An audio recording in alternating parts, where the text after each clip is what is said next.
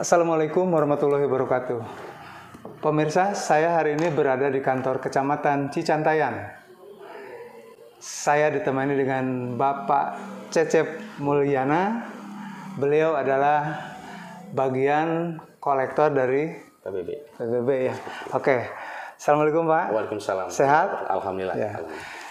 Saya akan mencoba untuk menggali sedikit tentang PBB yang ada di Kecamatan Cantayan. Karena Kecamatan Cantayan ini cukup luas, tapi desanya mungkin dianggap sedikit. Ada berapa Pak desanya? Ada 8 desa. 8 desa ya. Nanti kita akan tanya berapa sih angka PBB? PBB itu pajak bumi dan bangunan. Berapa angka yang harus disetorkan oleh warga yang ada di Kecamatan Cantayan, tentu saja melalui desa-desanya, dan nanti masuk ke kantor kecamatan Pak ya? Iya. Nah, Pak, di Kecamatan Cantayan ini berapa angka real dari PBB tiap tahunnya? PBB P2 tahun 2022 untuk Kecamatan Cicantayan yang mencakup keseluruhan dari 8 desa itu total keseluruhan 1.486.486.242 rupiah. Sekarang Oktober tanggal 17 ya? Ya, tanggal 17. Itu sudah berapa yang masuk? Kalau dibilang persen lah dari. Kalau dibilang persen, kita sisanya itu ya, sisa ketetapan dari 1.044.000.000 ini kita sudah masuk, atau sisanya itu sisa target itu 332 juta. Itu sisanya. Sudah terserap kurang lebih sekitar 69%. Jadi sisanya 31% lagi masih berada di 8 desa. Nah itu kendalanya apa? Alhamdulillah masih besar. Masih besar ya, justru makanya kok cukup besar gitu. Ya. Nah itu kendalanya di mana Pak? Ya sebetulnya mungkin berbagai kendala yang kita hadapi dalam hal penagihan. Yang pertama perlu digarisbawahi dulu ya, bahwa kecamatan tidak menerima atau setoran tidak ke kita, tapi setoran langsung ke Bank Jabar. Tapi angka masuk. Angka ada di kita karena mungkin semua orang atau wajib pajak bisa mengakses melalui program yang oleh pemerintah disiapkan, yaitu melalui Pitek itu. Jadi sehingga ya program Pitek, sehingga mereka bisa mengakses berapa jumlah PBB saya, termasuk desa-desa juga targetnya berapa bisa ketahuan. Dan masyarakat tidak bisa saja menunggu untuk ditagih sama Pak Kadus atau kolektor di tingkat desa, tetapi wajib pajak juga bisa membayar langsung ke Bank Jabar. Gitu. Oke Pak, untuk desa Sukadamai itu berapa Pak? Totalnya itu 93.028.121 rupiah. Jadi Sukadamai lebih cepat lunas? Udah lunas. Udah lunas ya. Yang kedua disusul mana nih?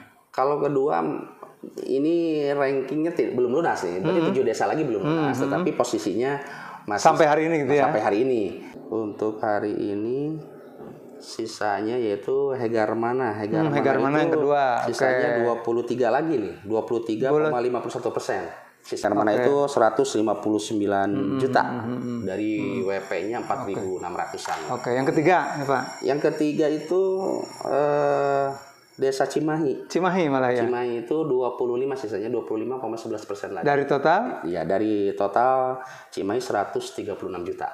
Yang keempat Cimanggis, mungkin tadi maaf ya, Cimanggis ketiga. Cimanggis ketiga. Cimanggis ketiga, sisanya tinggal 30% lagi baru masuk ke Cimahi yang tadi. Cimahi, berarti keempat Cimahi ya. Ini di urutan kelima tuh Cisande. Cisande malah perkotaan itu ya. Betul. Cisande sisanya 24 lagi. Mestinya di perkotaan logikanya sih. Ya. Karena di situ pertumbuhan ekonomi kelihatan cukup lumayan di Cisande. Ya mungkin kalau dilihat secara keseluruhan mungkin daerah perkotaan itu mungkin penghasilan juga lumayan. Tetapi itu sejauh mana? Imbasnya ke PBB malahan ranking kelima ya? Ya. Dari total berapa tuh Cisande? Kalau Cisande itu 138 juta. Masih tersisa sekitar berapa persen? Masih tersisa kurang lebih sekitar 34 jutaan lagi sebenarnya. Lumayan. Ya, 34 juta, 70. Yang keenam mana yang keenam? Yang keenam itu Cijalingan. ke 36,5%. Dari total? Dari total 159 juga. 159 juta. Iya. Sisanya yang ketujuh itu Cicantayan, 46% lagi. Oh, malah Cicantayan besar ya? Ya, Cicantayan besar. Untuk hari ini mungkin kita target besok ke desa Cicantayan. Apa tuh kendalanya? Padahal Cicantayan kan jalur ini ya? Atau memang daerahnya itu pesawahan atau? Ya sebetulnya mungkin tidak pengaruh juga ya kalau kalau memang tingkat kesadaran daripada masyarakat itu tidak terpengaruh oleh apa. Tetapi mungkin tinggal dilihat daripada intensitas daripada penagihan itu sendiri. Oke, yang terakhir Pak? Yang terakhir itu Desa Lemur Sawah. Malah Lemur Sawah yang terakhir ya? Lemur Sawah sebetulnya desa-desa yang ini, Desa Lemur Sawah biasanya kemarin kita sudah komit dengan Pak Bu Kadesnya. Itu sudah siap lunas di bulan sekarang, di bulan awal November. Tapi sampai hari ini belum lunas. Nah, karena kita monepnya kemarin tuh. Kita baru monep. Itu sisanya berapa? Sisanya 55. Dari total 156 juta. 156 juta Masih 56 juta 84.000, sisanya itu tinggal 55,70%, berarti baru masuk. Ya setengahnya ya. Ya 54% sekian sudah masuk gitu. Oke pemirsa, jadi sebetulnya malah desa-desa yang diprediksi cukup bagus, ternyata tingkat kesadarannya masih rendah ya Pak. Artinya banyak yang belum setor ke negara tentang PBB ini, berarti diasumsikan bahwa itu merupakan lemahnya tingkat kesadaran membayar pajak. Nah, apakah betul bahwa kelemahan tingkat kesadaran atau memang faktor lain bisa terjadi? Mungkin pemiliknya jauh atau gimana? Bisa? Ya mungkin saja salah satu kendala seperti itu. Kendala yang pertama salah satunya yaitu yang tadi dibilang intensitas daripada penagihan daripada petugas yang kita tuju di lapangan. Jadi kudu getol ya? Ya kudu getol jelas. Terus lagi kalau kesadaran masyarakat masih banyak sih masyarakat yang nganterin bahkan ke desa. Termasuk yang tadi yang dibilang guntai ya. Kalau di kita guntai atau yang orangnya jauh tanahnya ada di kita, itu juga merupakan kendala juga. Meskipun kendalanya tidak begitu besar, karena yang guntai bisa terhitung lah. Nggak terlalu ya? Nggak terlalu. Mungkin hanya 0,sekian % lah daripada itu. Oke Pak, nah sekarang kan udah ketahuan ranking 1, 2, 3, 4 sampai 8 ya. Itu harus lunas mereka kapan?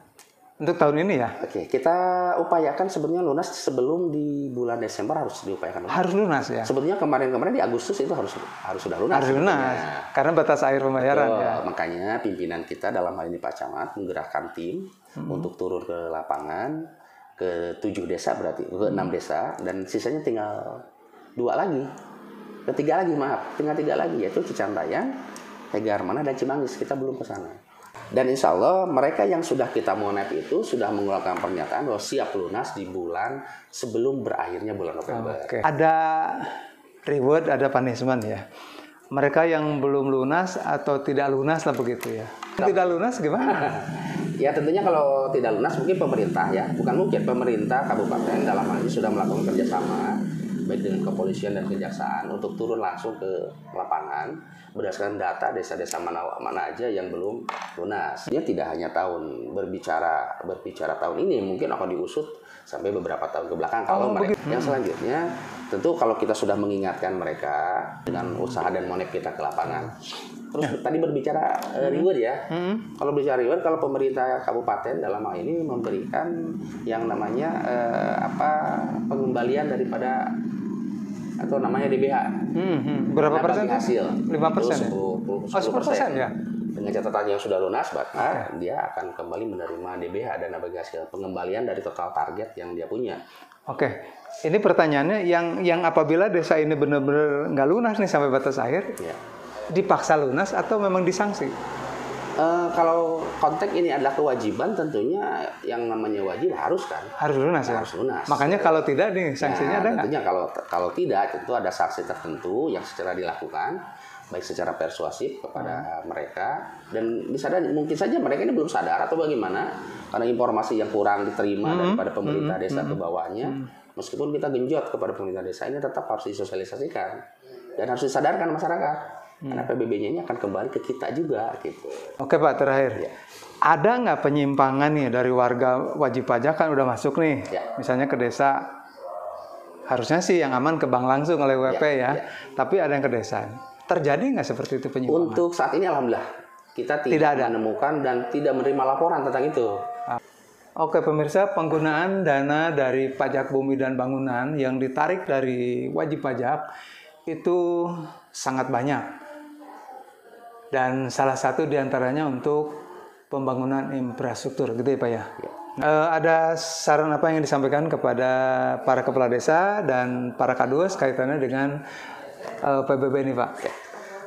Saran kita dalam hal ini untuk Pak Kadus atau perangkat yang ditunjuk selaku petugas di lapangan dalam penagihan atau penarikan PBB P2 di Kecamatan Cantayan, saya berharap untuk tetap selalu semangat dan melakukan intensitas penagihan kepada wajib pajak karena masih banyak wajib pajak yang masih menunggu kedatangan para kadus di sana. Dan ingat bahwa dari PBB ini juga ada jatah yang dikembalikan kepada para kadus selaku perangkat desa, dan kita itu ada penghasilan tetap setiap bulannya.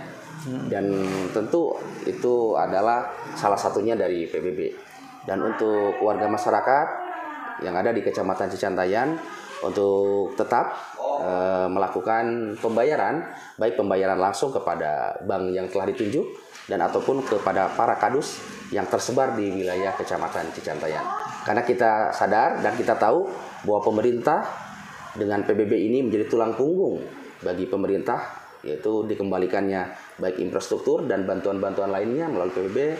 Tentunya masyarakat untuk bisa mematuhi peraturan-peraturan atau kewajibannya tentang pembayaran PBB. Nah pemirsa, itu yang disampaikan oleh Bapak Cecep Mulyana selaku kolektor PBB ya, yang ada di Kecamatan Cicantayan. Mudah-mudahan apa yang beliau sampaikan ini bermanfaat khususnya bagi para kepala desa dan para kadus yang punya tanggung jawab untuk menarik PBB ya dari para wajib pajak. Nah, demikian pemirsa wawancara singkat saya dengan beliau. Ya, terima kasih atas perhatiannya. Assalamualaikum warahmatullahi wabarakatuh.